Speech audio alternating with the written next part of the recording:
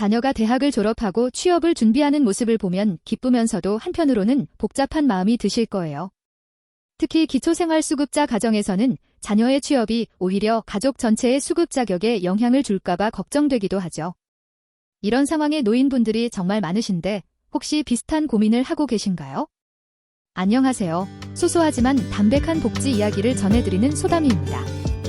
오늘은 자녀의 취업으로 인한 수급 자격 변화가 걱정되는 기초수급자 가정을 위한 자립지원 별도가구 보장 제도에 대해 자세히 알려드릴게요.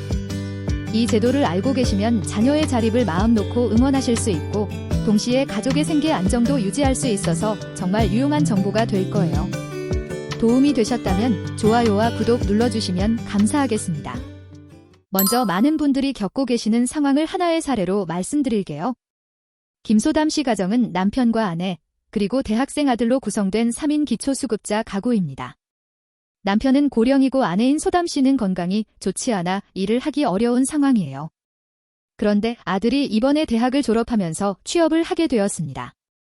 기쁜 일이지만 동시에 걱정이 앞서는 게 아들의 소득 때문에 가족 전체의 수급 자격이 박탈될까봐 불안한 거죠. 이런 상황이 바로 자립지원 별도가구 보장 제도가 필요한 이유입니다.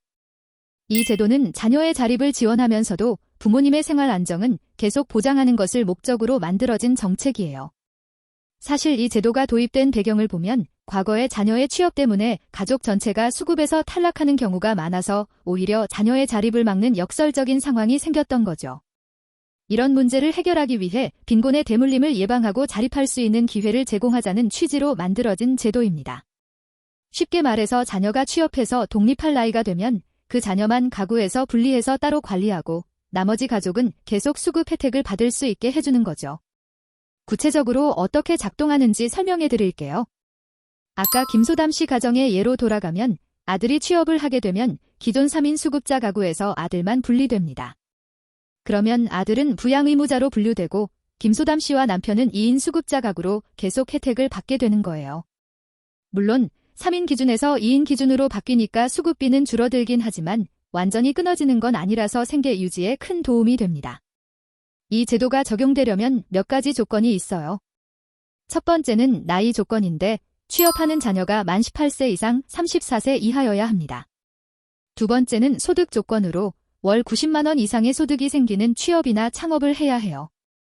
그리고 이 제도는 35세 생일이 속한 달의 전월까지 적용되니까 아들이 35세가 되는 달 전까지는 이 혜택을 받을 수 있는 거죠. 여기서 중요한 점 하나 더 말씀드리면 아들이 집에서 계속 함께 살든 아니면 따로 나가서 살든 상관없이 이 제도가 적용됩니다.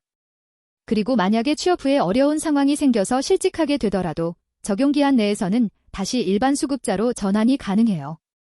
실제로 이런 상황에서 어떤 변화가 있는지 구체적인 예시로 보여드릴게요. 3인 가구 기초수급자의 2025년 기준 생계급여는 월 160만 8천 원 정도인데 아들이 분리되어 2인 가구가 되면 125만 8천 원 정도로 줄어들어요.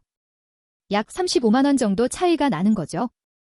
하지만 아들이 월 90만 원 이상을 벌게 되면 전체적으로는 가계에 도움이 되는 상황이 만들어집니다.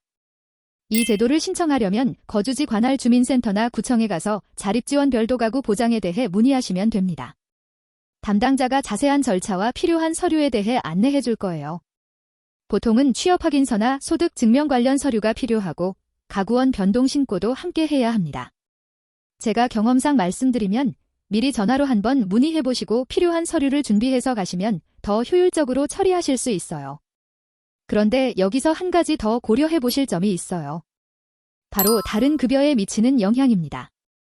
생계급여뿐만 아니라 의료급여, 주거급여, 교육급여도 가구원 수 변화에 따라 달라질 수 있거든요.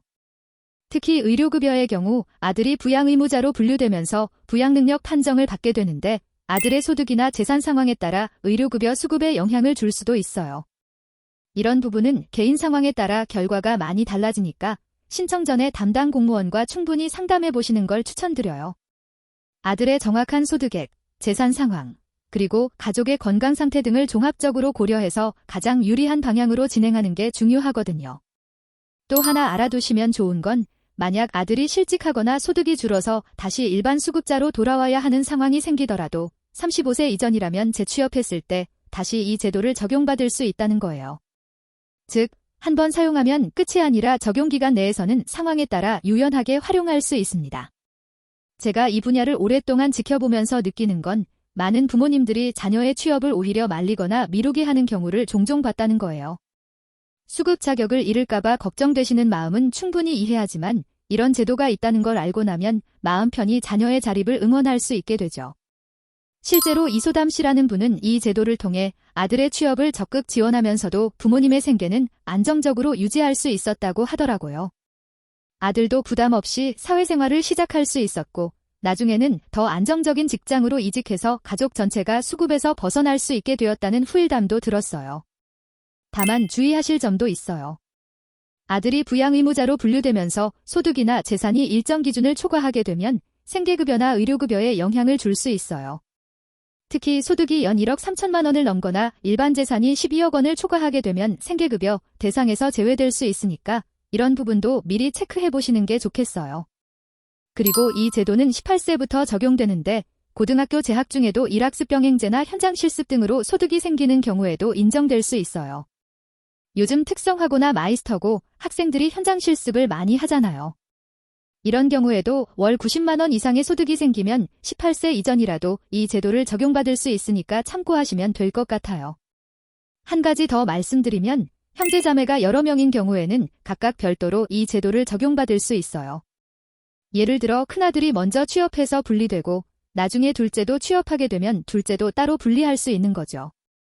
각자의 적용기한도 개별적으로 계산되니까 유연하게 활용하실 수 있습니다. 마지막으로 한 가지 더 말씀드리고 싶은 건 이 제도를 통해 자녀가 경제적으로 자립해 나가는 과정에서 장기적으로는 가족 모두에게 더 안정적인 미래를 만들어갈 수 있다는 거예요. 당장은 수급비가 줄어드는 게 부담스러울 수 있지만 자녀의 안정적인 자립이 이루어지면 결국 가족 간의 상호부조로 더 나은 생활을 할 수 있게 되거든요. 오늘 말씀드린 자립지원별도 가구 보장 제도를 정리해드리면 만 18세 이상 34세 이하 자녀가 월 90만 원 이상 소득을 얻게 되면 그 자녀만 가구에서 분리해서 나머지 가족은 계속 수급 혜택을 받을 수 있게 해주는 제도입니다. 35세까지 적용되고 실직했다가 재취업해도 다시 적용받을 수 있어요. 자녀의 취업은 분명 축하할 일이에요.